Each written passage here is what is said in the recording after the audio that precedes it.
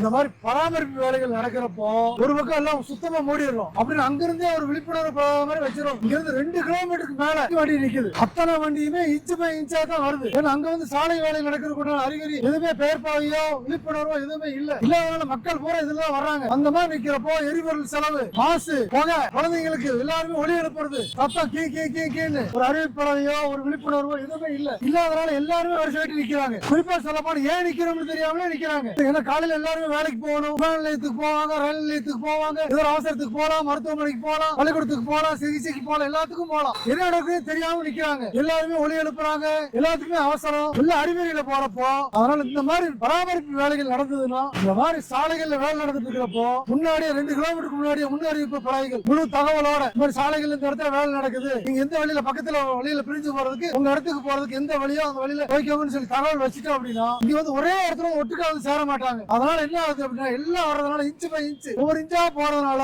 எரிபொருள் செலவு, புகை, மாசு, ஒளி மாசு, காற்று மாசு, குழந்தை அவசரத்துக்கு போக முடியாது, மருத்துவமனைக்கு போக முடியாது, விமான நிலையத்துக்கு ரயில் நிலையத்துக்கு போறவங்க நேரத்துக்கு போய் சேர முடியாது. அதனால மன உளைச்சல் அதிகமாகும். இதெல்லாம் தவிர்க்கணும்னா இந்த மாதிரி அறிவிப்பு பலகைகள், தகவல் பலகைகள் உரிய இடத்துல 2 கிலோமீட்டருக்கு முன்னாடியே வச்சுட்டோம்னா அந்தந்த மக்கள் அந்தந்த பகுதியில போறவங்க போய்க்கிறதுக்கு வசதியா இருக்கும்.